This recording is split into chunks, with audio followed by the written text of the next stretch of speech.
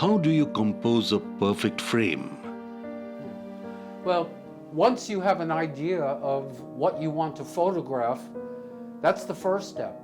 The next step, as you say, is being able to compose that photograph so that it expresses exactly what you want that photograph to say to you and to say to other people when they look at it. There are a million different ways to compose a single photograph. And there's no one way that's perfect, but you should explore different ways to compose your photograph.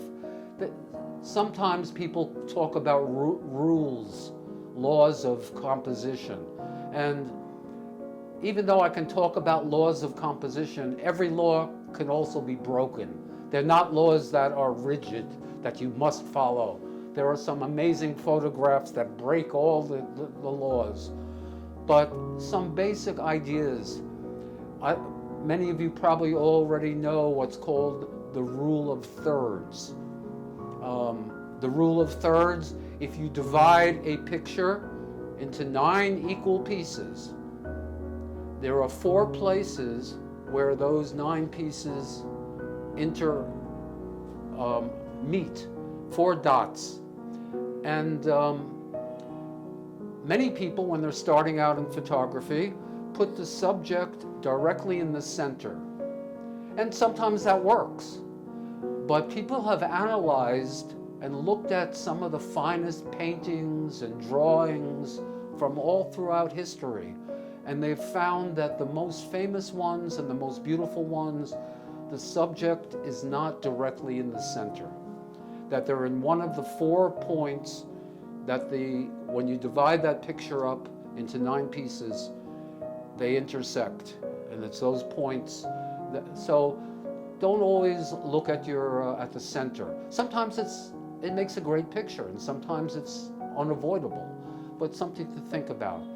Another thing to think about, and it's interesting because Western cultures are different than Eastern cultures. In Western cultures, we read and write from the left to the right. And that's the way our eyes go. So when a person looks at a photograph, they generally start on the left side of the photograph and work their way to the right.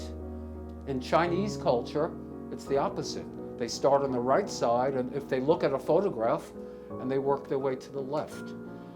So when you compose your picture, think about where your eyes go and where the eyes of the viewer goes when they look at your picture. Especially in landscape photography, you can actually lead the person's eyes. They're called leading lines. You can lead the person's eyes through the photograph and think about where the person's eyes go. If they start in the bottom left, do they go up to the top right and then off the picture?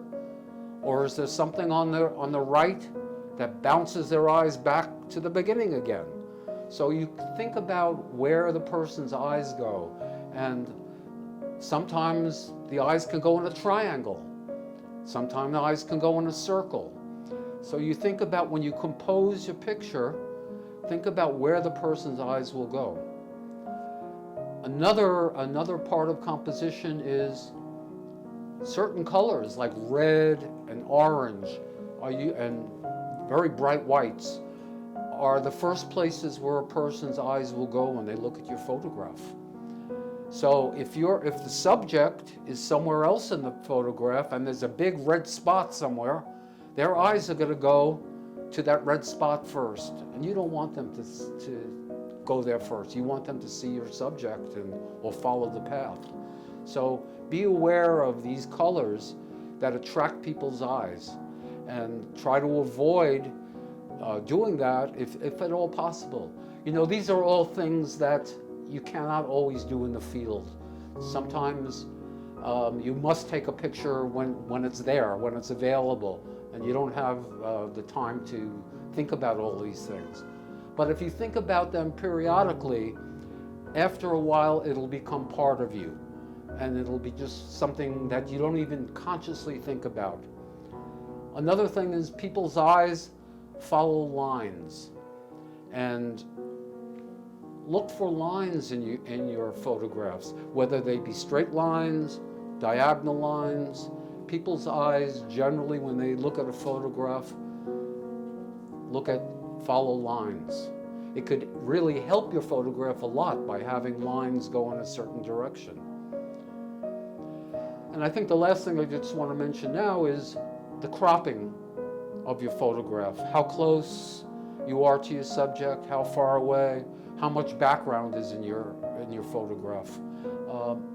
Generally, people say if something is in your picture and it doesn't add anything to making your picture look better, it probably shouldn't be there. So you shouldn't have all of these extra things in your photograph that don't help the photograph. Again, you cannot always control that. I'm a street photographer. I can't control what's behind the background. But what I can control in my composition is the depth of field. I can control how sharp, how blurred, those strange things in the background that I don't want people to see or notice. So how vivid those things are, and I can have it mostly with the subject in focus. So these are things that take a lot of time to work on. I still work on them all the time, because sometimes as a street photographer, I see something and I want to do it very fast, and I don't take the time to really think about what I want to do, what I really want to do. The last thing is, in your composition, think about what you're trying to achieve in your photograph. Are you trying to show motion?